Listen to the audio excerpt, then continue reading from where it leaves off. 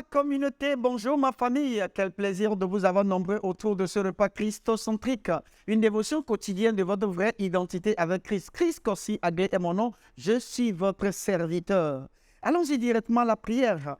Abba Père, nous te disons merci, nous glorifions ton nom, nous sanctifions ton nom. Papa, nous disons merci pour tout ce que tu ne cesses de faire dans nos vies. Papa, merci de nous avoir rachetés en Christ.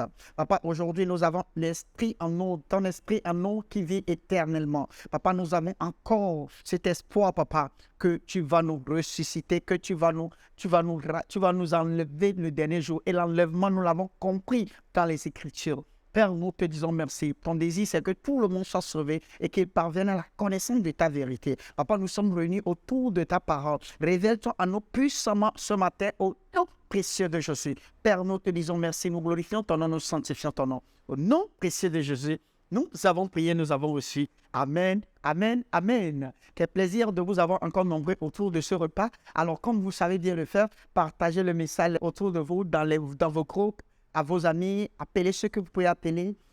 Trouvez encore une nouvelle personne à ajouter à notre liste aujourd'hui. Que Dieu vous bénisse, que la main de Dieu soit sur vous. Amen. Aujourd'hui, nous allons voir un thème, la rédemption du corps.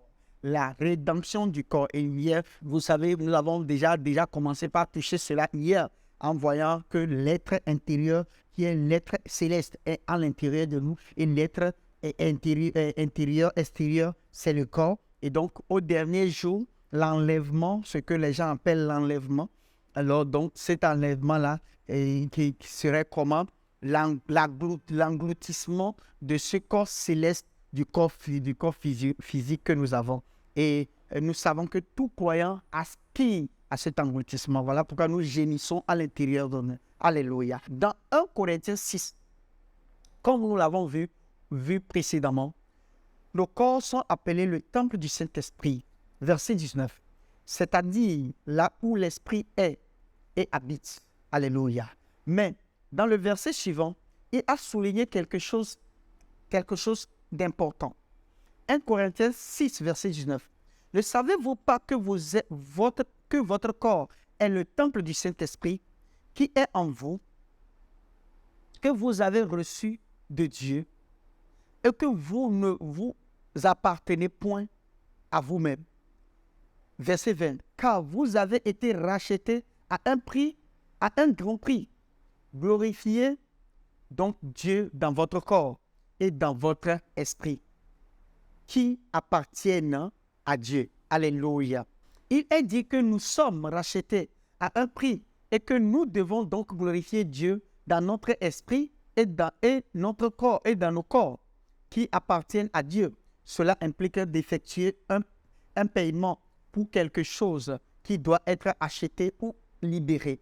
Essentiellement, il est expliqué avec le mot « racheter » pour expliquer le fait que le corps du croyant a été payé et appartient donc à Dieu. Cependant, ce paiement est effectué du rachat réel de ce qui a été payé.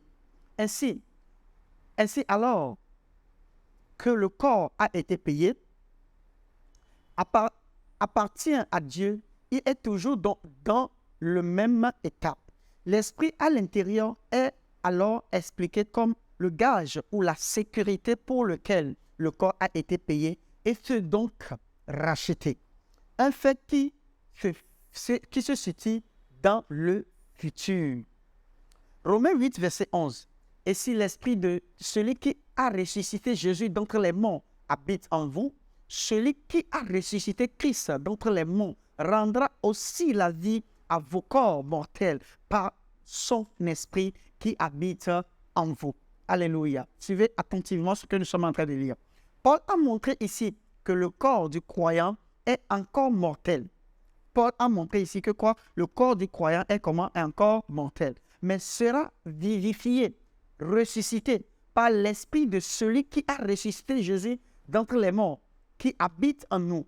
Le verset suivant explique en détail quand et comment cela se produira. Romains 8, verset 18. J'estime que la souffrance du temps présent ne saurait être comparée à la gloire à venir qui sera révélée pour nous. Alléluia. Verset 19. Aussi la création attend-elle avec un ardent désir, la révélation des fils de Dieu, car la création a été soumise à la vanité, non de son gré, mais à cause de celui qui l'y a soumise, avec l'espérance qu'elle aussi sera affranchie de la servitude de la corruption pour avoir part à la liberté de la gloire des enfants de Dieu. Verset 22. Or, nous savons que jusqu'à ce jour, la création tout entière soupire et souffre les douleurs de l'enfantement. Verset 23. Et ce n'est pas elle seulement, mais nous aussi, qui avons les prémices de l'esprit, nous aussi, nous soupirons en nous-mêmes, en attendant l'adoption, la rédemption de notre corps. Alléluia.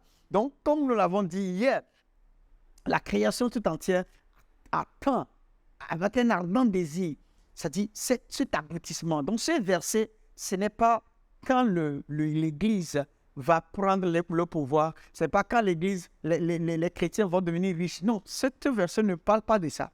Ce verset est en train de parler de l'engloutissement de l'être céleste. Et ça, c'est plus qu'avoir tous les milliards de ce monde. Alléluia. Verset 24. Car en espérance que nous sommes sauvés. Or, l'espérance qu'on voit n'est plus espérance. Ce qu'on voit, peut-on l'espérer encore? Verset 25. Mais si nous espérons ce que nous ne voyons pas, nous l'attendons avec espérance. Alléluia. Donc, c'est des choses que nous espérons. Et aujourd'hui, certains même doutent. Si vous doutez, ça veut dire que vous doutez sur toute la Bible. Si la Bible n'a jamais menti jusqu'à présent, ça veut dire que tout ce qu'il a dit aussi part sur l'enlèvement, sur l'engloutissement de l'être céleste que nous allons avoir le dernier jour. Nous allons l'avoir. Et c'est ça notre espérance. Dans le verset ci-dessus, il a utilisé des termes très similaires à ce qu'il a utilisé dans 2 Corinthiens 5. Les souffrances du temps présent et la gloire qui sera révélée en nous, dans le verset 18. L'expression la manifestation des fils de Dieu, au verset 19, utilisée a été expliquée dans le verset suivant. La création sera affranchie de la servitude de la corruption, des soupirs et les douleurs de l'enfantement en attendant l'adoption, la rédemption du corps. Alors, ceci explique la manifestation, entre parenthèses, c'est-à-dire la révélation complète des fils de Dieu. Une attente et une espérance. La preuve que cela arrivera est l'esprit qui habite en nous. Je suis très excité de partager ce message parce que c'est un cours que nous faisons qui s'appelle l'eschatologie. Et oui, c'est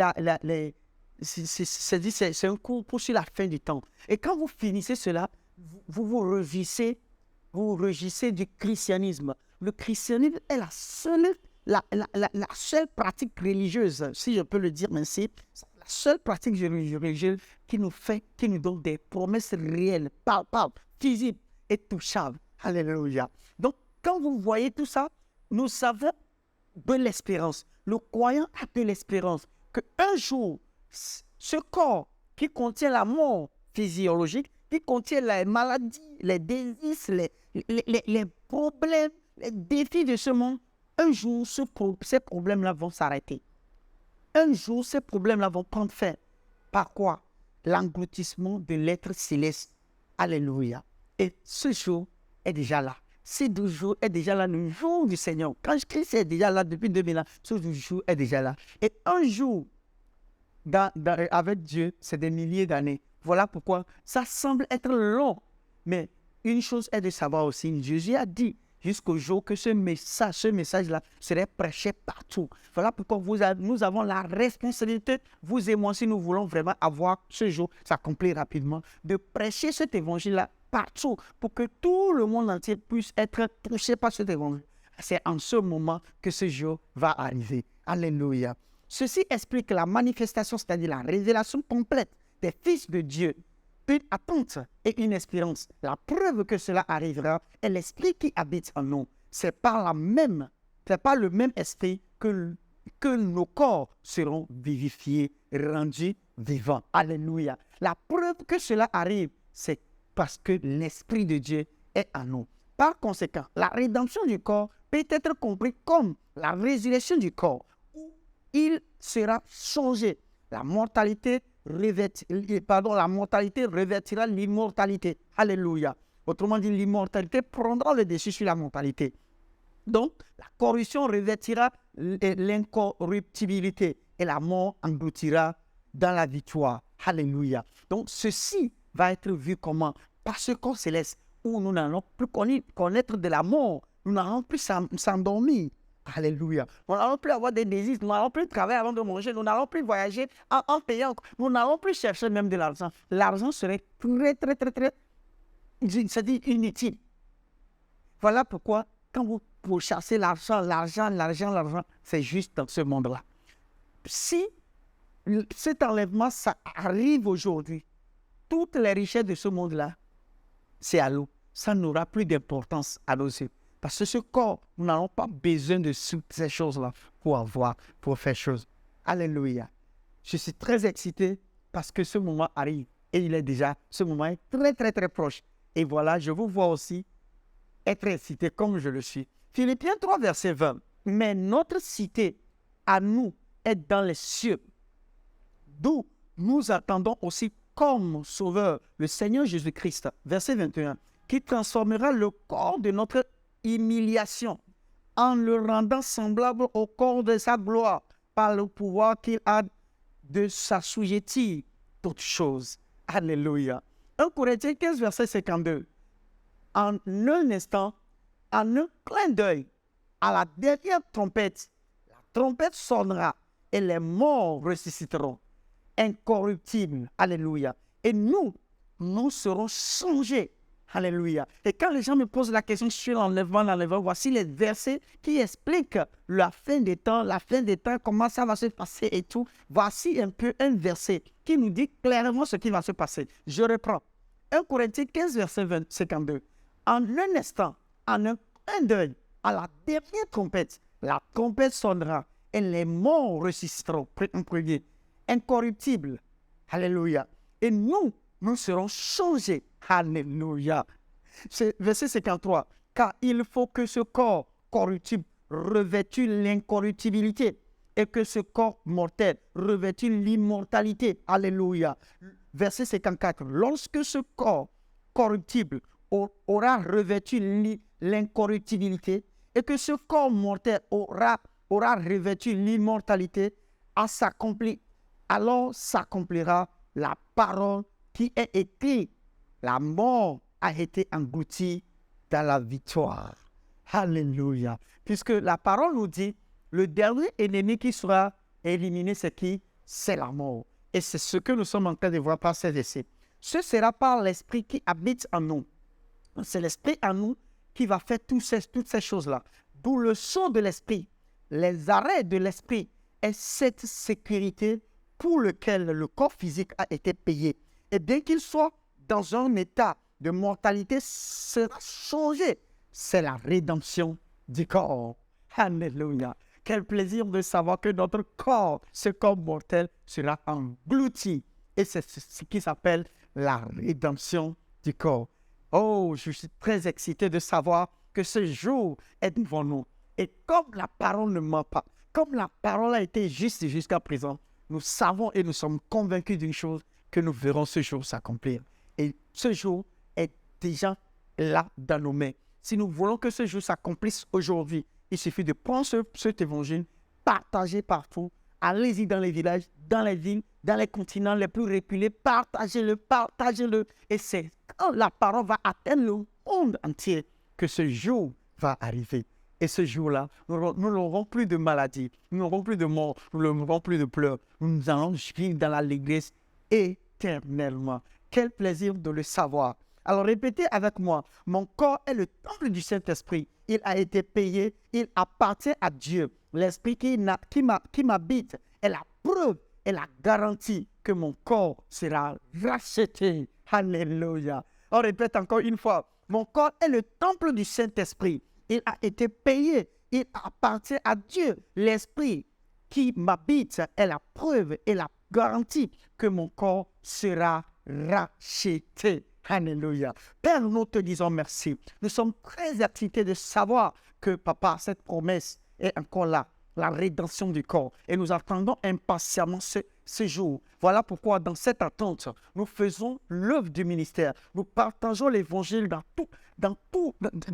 sur toute la terre, au nom précieux de Jésus. Père, nous te disons merci. Nous glorifions ton nom, nous sanctifions ton nom. Nous magnifions ton nom, Papa. Tu es digne d'être loué. Tu es digne d'être glorifié. Tu n'es pas un Dieu pour mentir. Voilà pourquoi nous savons et nous avons cette assurance que ce jour est déjà là. Père, merci parce que cette promesse est au-delà de nos limites. Papa, cette attente, nous ne pouvons pas vraiment espérer. Nous ne pouvons pas vraiment attendre. Papa, nous savons, nous sommes très excités pour la venue de ce moment. Voilà pourquoi nous grandissons dans la connaissance quotidienne pour que ce jour ne nous surprenne pas. Parce que tu as dit dans ta parole, ça ne nous surprendra pas. Père, nous te disons merci. Nous glorifions ton nom, nous sanctifions ton nom. Au nom précieux de Jésus, nous avons prié, nous avons reçu. Amen, amen, amen. Voilà, s'il y a des paroles, quand vous partagez, quand vous lisez, ça vous excite.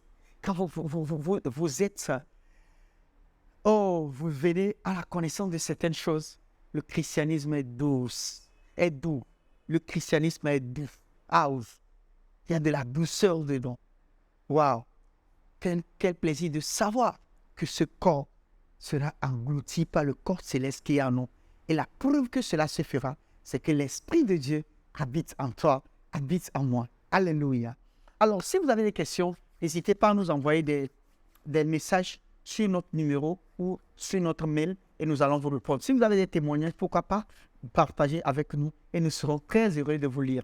Tout en espérant vous voir demain sur la même plateforme, sur la même heure. N'oubliez pas, je suis Chris Corsi-Aglé. Je vous dis, le royaume des cieux est en puissance. Amen, amen, amen. Très bonne journée à vous. Je vous aime, je vous aime. Hello, I hope you have been blessed by that wonderful message. The Bible says, man shall not live by bread alone, but by every word of God. For you to grow spiritually, you need to hear, study, and meditate on the word. You need to not only hear, but to also read and see.